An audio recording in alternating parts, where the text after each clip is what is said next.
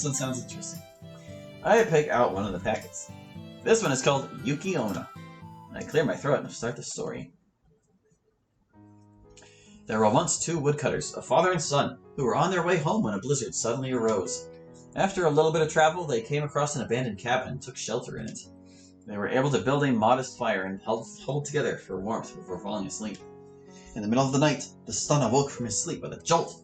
To his surprise, a beautiful woman was standing over his father, blowing her breath on him and instantly freezing him. As she turned to the son, she paused.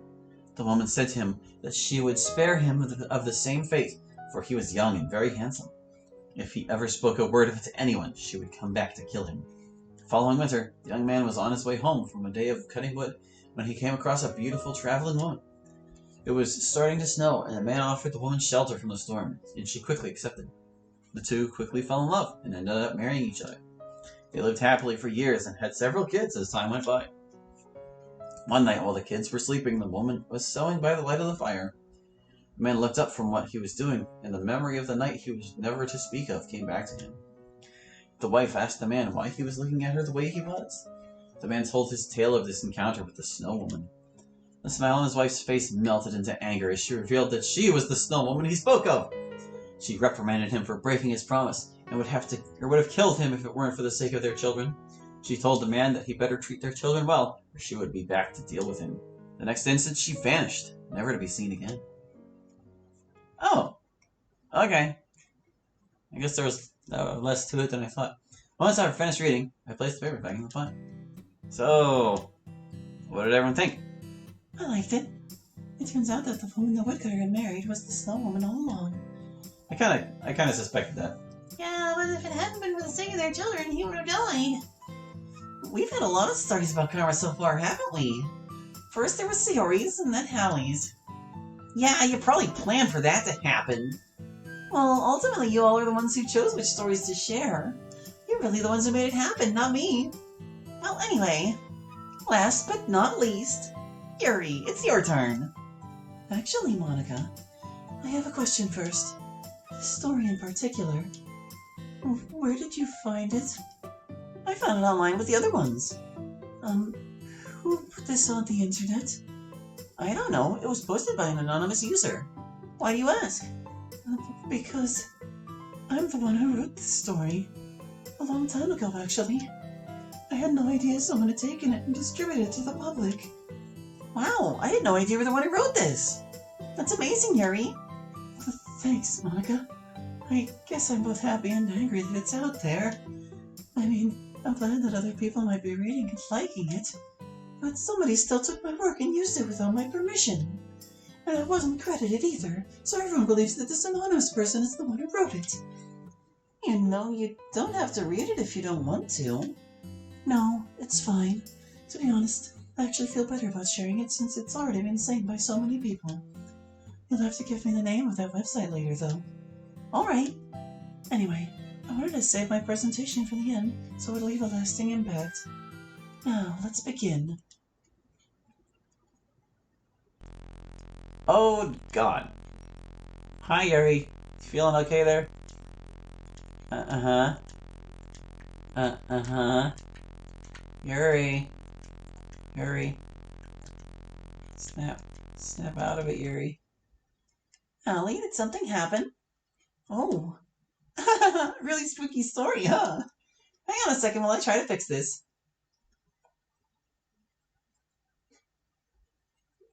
I'm gonna have to check and see if she's actually in there.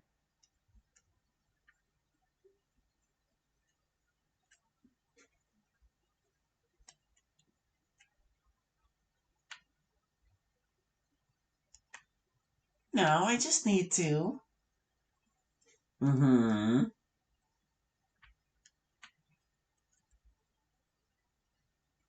And done.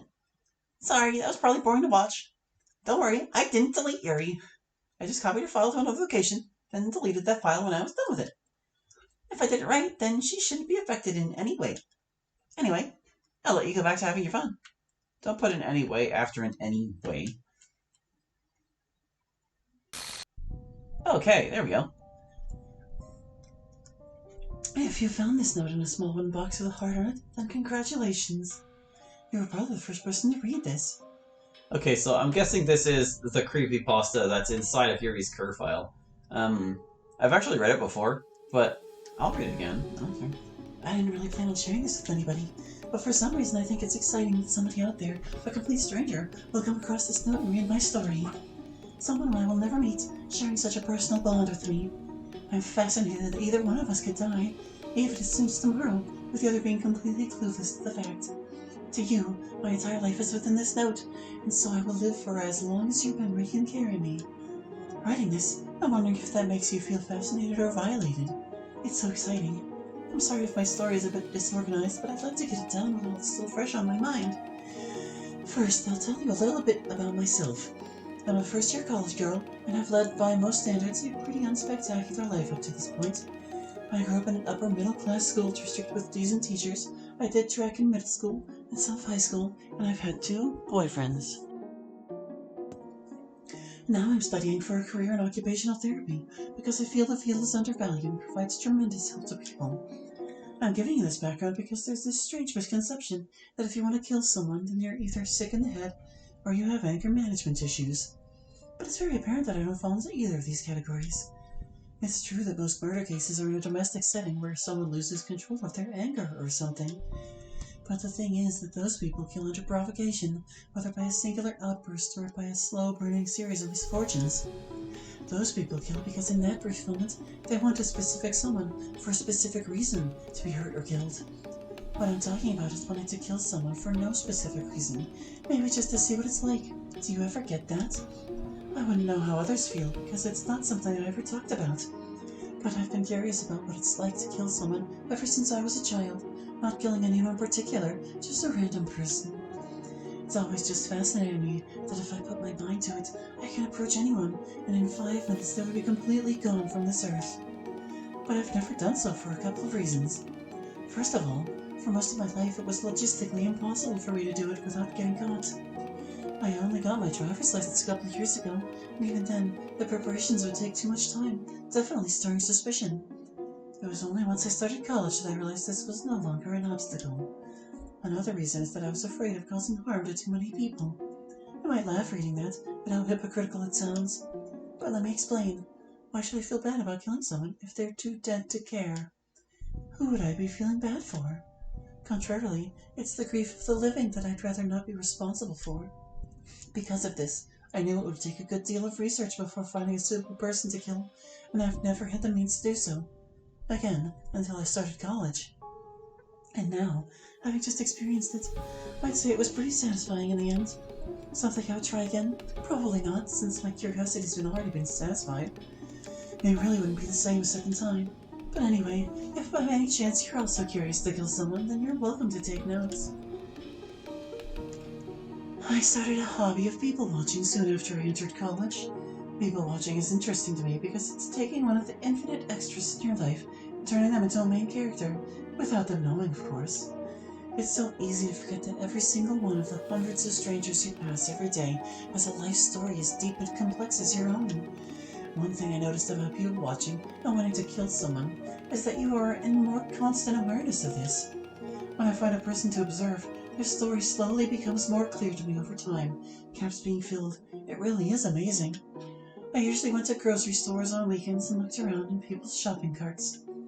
If I saw something that interested me, I started to observe the person for a little bit. Of course, since my goal was to find someone to kill, I ruled out anyone who had children or a partner with them. Wedding rings were another telltale sign. So maybe once a weekend, I would find someone who fit my criteria, at which point I would follow them home and note their address. From there, it became incredibly easy to investigate a little bit more. Most people have normal work hours, meaning I could spend afternoons going through their mail or looking around in their house. I repeated this with several people, and had one close call, but for varying reasons I didn't really feel satisfied enough with them to kill any of them. I started getting a bit impatient and thought that I might just settle for killing the man named Devon, even though I didn't really want to kill someone wealthy. But then I came across someone new, someone who just felt perfect. The feeling only strengthened as I investigated her further, and I knew that she would be the one for me to kill. A young-looking woman I met at the grocery store. As per usual, she was doing some light shopping with a basket. Her hair was wavy and dark brown, sitting inelegantly on her slumped shoulders and surrounding her tired-looking face. Her bare fingers told me she might be single, but beyond that, my gut was almost certain of it. This woman just seemed so plain, really. I guess I felt a greater acuity for the personal lives of strangers ever since I started my people watching. But the way she carried herself, I just got the feeling that if she suddenly died, nobody would be around to miss her. Of course, I still wanted to investigate her a bit. I followed my unusual routine of checking out her place during her work hours. I learned immediately from her mail that her name is Linda Watson. Linda lived in a quiet apartment complex, her mailbox easily accessible right outside her door. Instead of quickly shuffling through it, I decided I could take her mail back to my dorm and return it before she was finished with work. She only lived about 15 minutes from me. I did some research and learned how to open and reseal the envelopes without damaging them, which took some technique along with a hairdryer, rubbing alcohol, and Q-tips. This made it easy for me to learn a little more about her. Linda was a 33-year-old woman who worked for a small accounting firm. I'd rather not name the place outright. Her birthday was December 11th, which, coincidentally, was approaching in a couple of weeks. I also managed to find a bank statement that gave me a nice look into how she's been spending her past month. It was at this point I realized that my assessment of Linda Watson as an extremely plain woman was pretty spot on, because there was absolutely nothing interesting on the list. A trip to Old Navy, a bunch of Starbucks, something about $40 on Amazon, no restaurants, no movies, nothing that would really imply she was spending any time socializing. That aside, I also found a cooking magazine, so I guess she was into cooking. Apartments are harder to break into than suburban homes, because there are fewer doors and windows. Every time I got Linda's mail, I would check the front door and the windows in the back. They were always locked. This was a bit frustrating because I was really interested in getting into her house. So I came up with a sort of plan that I thought would be fun, even if it didn't work. Last Saturday, I visited Linda Watson's apartment complex as I would on weekends. The difference is that this time, I wanted her to be home. I thought it would be interesting to have a conversation with her. If I got lucky, I could take advantage of the situation to discreetly unlock a window from the inside. So I walked up to her door, wearing nothing warmer than a light sweatshirt, and knocked. The adrenaline rush was crazy. I was afraid I might screw something up. The door opened, and in front of me stood Linda Watson, exactly as I remembered her from the grocery store. It was at that moment, making eye contact for the first time, that I realized I was running the risk of beginning to care about this person. As selfish as it is, I couldn't kill a person I cared about, even if it's a 33-year-old woman standing at a door with a slightly perplexed look on her face, giving me a reserved hello. Arms crossed from the old, I shyly returned Linda's greeting. I explained that I was walking my dog near the woodsy area behind the back of her apartment, and that he had gotten away. I had been looking for my dog for an hour, and I was wondering if Linda may have seen him roaming about. Of course, Linda sympathetically apologized for the situation, and that she couldn't be of use to me, but that she would keep an eye out. I wore a defeated expression in response, apologizing in return for troubling her. It somehow went exactly as I had hoped. Linda invited me inside to warm up a bit with some coffee.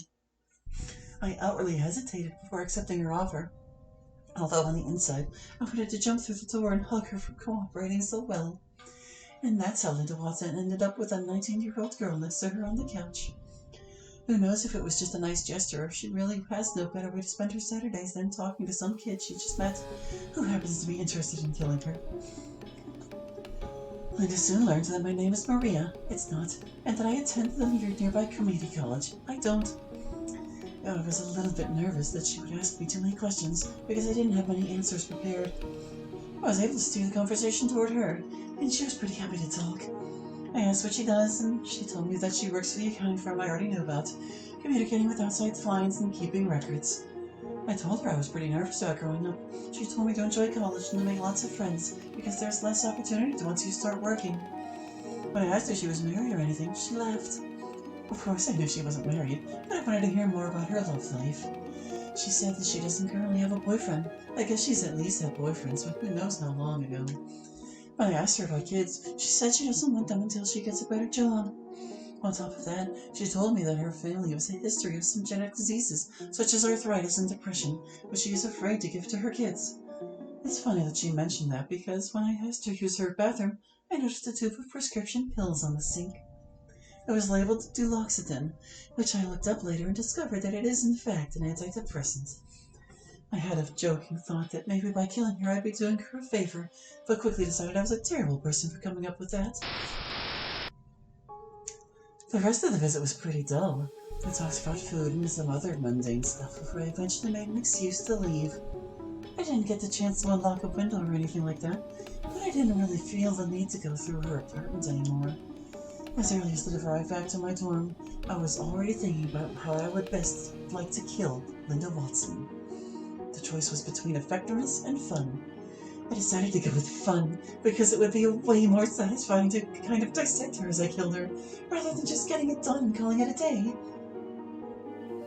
Fast forward 1 week to December 13th. Today, actually, Linda Watson turned 34 2 days ago. I made a fun little wager with myself where if Linda was spending her birthday weekend alone, I would pay her a visit and kill her. If she was out or had company, I would stop by next week or something instead. So this morning, I drove over to Lowe's and bought an axe. Again, I expect you're laughing, but that's also kind of the point.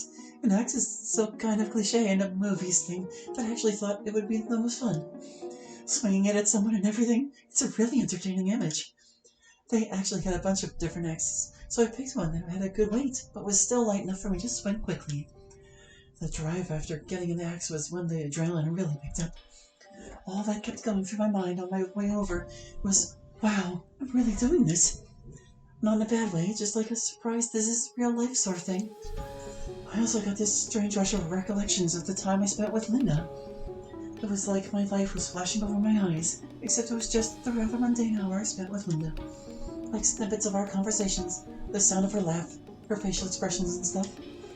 I also wondered to myself what the crazy serial killers would be feeling at a time like this. Schizophrenic delusions? Sexual build-up? I have no idea, but what I felt was kind of like ridiculously alert and numb in the senses at the same time, however that's possible. Before getting out of the car, I had the sense to stuff the axe into my backpack to look a little less ridiculous walking across the parking lot. The handle was sticking out, but that didn't really matter. At that point, my heart was pounding so hard I could feel my throat throbbing. I tried controlling my breath, but it's really hard to not breathe fast when your heart is pounding like that. I reached Linda Watson's door and quietly put my ear to it after settling down my backpack. I heard a voice that wasn't hers. Company? No, it was just the TV, mixed with her occasional tapping footsteps behind the door. I actually kept my ear there for a really freaking long time, because I wanted to make absolutely sure nobody was over. Probably 10 minutes of that, and a lot of reassuring myself convinced me. I quietly opened the backpack zipper and held the axe in my hands. My fiercely shaking hands. What the hell was this kind of reaction that my body was making? I told my body to shut up, it's no big deal, but of course it wouldn't listen. It was actually bizarre how much my hands were shaking. It must be the adrenaline buildup. I rolled my eyes at myself and got my hand to rest on the doorknob. If it's locked, unlock. It'll be basically the same. I took a deep breath and forced my muscles into action. I swiftly turned the doorknob, not locked. In one movement, I opened up the door and slipped inside, Linda Watson just a few steps away into the kitchen. I see. She was in the middle of cooking. She immediately jumped and turned around, startled. I expected that. Quickly, I let go of the doorknob and adjusted the axe into both hands. In the following split second, I realized that she would probably start to make a lot of noise. Looking back, I'm an idiot for not considering that. Just as Linda's mouth opened to speak, maybe even started speaking, I forcefully swung my axe into the side of her head. But my axe was facing backwards. I hit her with the blunt end of the blade. I actually did this on purpose, because in that split second, I somehow decided that would be the way to keep her noise to a minimum. It actually worked.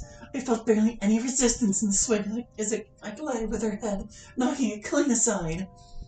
Linda's half-formed syllable came out as a kind of weird grunt. A noisy exhalation is probably the best I could describe it.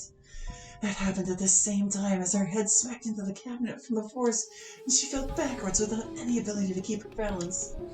I didn't hesitate at all to keep swinging at her while she was half lying down on the ground, this time my axe facing the right way. I didn't really know where to swing, so I kinda just started hacking at her collarbone area and chest. It didn't feel like the axe was going too deep, but there was a nice thunk sort of sound every time the axe embedded it in her. I felt a soft sinking sensation rippling into my hands, like the axe was a kind of physical extension of my sense of touch. On a whim, I swung once at her throat, but most of the swing actually missed, and I hit the floor by accident, causing a loud, dull whack to resonate through the apartment. I didn't have time to think about it. I swung again, with better aim, and got a more centered hit. Filmed the bone or cartilage or whatever is in there, so I must have split it open. Right after that, I started swinging her face, and I got this diagonal cut along her nose and mouth, which felt pretty good, so I did it once more. I finally briefly stopped to survey the damage. Linda was bleeding ridiculously. The blood was kind of coming out in waves, in sync with her beating heart, probably. It was pooling all around her, riding along the cracks between the tiles. Her light blue shirt was all torn up and stained dark, kind of mixed with a fleshy mess around her chest. It was all just glistening red. Her face wasn't much better, covered in dripping red at this point, and her lip was kind of hanging off, revealing red-stained teeth in a really weird way, like a zombie or something. Linda wasn't dead, though. Her limbs were kind of weakly, aimlessly trying to move, while she's stuck on her back. More than anything, she reminded me of a bug that you crush, but it still pitifully moves its legs around before it dies completely. That's basically what she was doing. But I didn't know how long it would take for her to die, or what kind of condition she was in. I ended up grabbing a big knife that was on the counter that she was using to cut up meat. Trying to step around the blood, I reached down and carved into the upper half of her neck, trying to sort out or saw it from the left side to the right. It was a little awkward because the area was so soft and squished around the knife as I was cutting. But the sensation was completely different from the axe. It actually felt like I was cutting a tough piece of raw meat, which I guess that technically I was. The blood started pouring out, and I hoped that I severed the most major arteries in there. It must have worked, because after a moment, Linda's limb movements kind of just had the strength drained from them, soon resting still on the floor. I took a few seconds to catch my breath, no time to stick around and think about the experience. I shook the knife blade through a dirty pan in the sink to clean off the blood, then threw the knife into my backpack, and did the same with the axe. I also took her laptop that was sitting on the counter.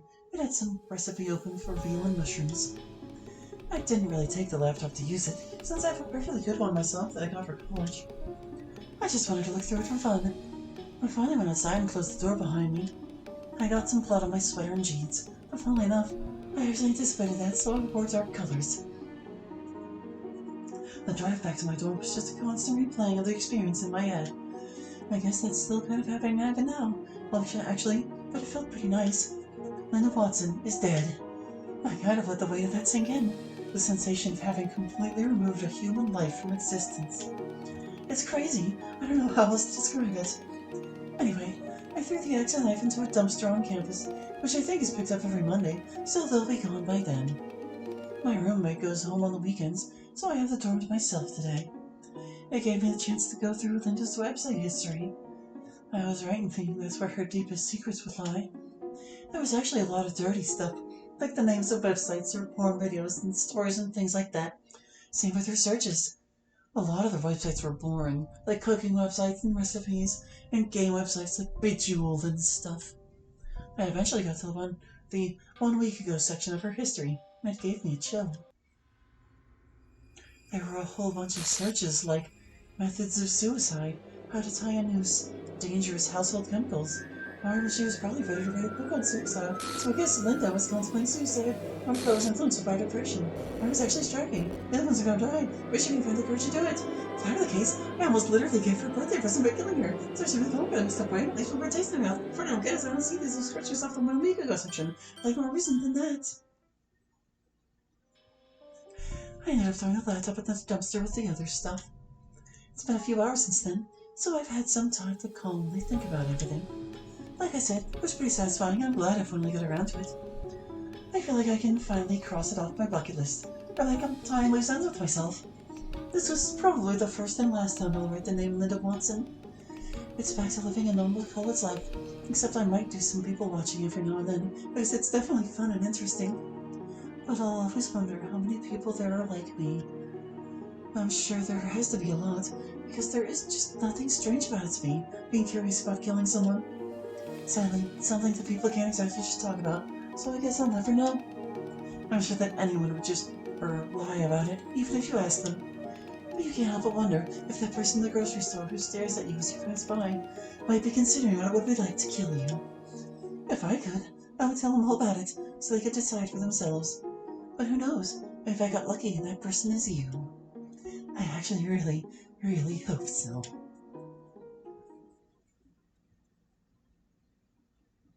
Yuri finishes her story. The whole room is completely silent. I'm really hoping that wet area in my pants is just sweat. My nose is unfortunately telling me otherwise. Sorry if it was a little too intense. A little intense? Look at the state your little story left Sayori in! Sayori has balled herself up in the corner, crying uncontrollably. One moment, there's been a knock at my door.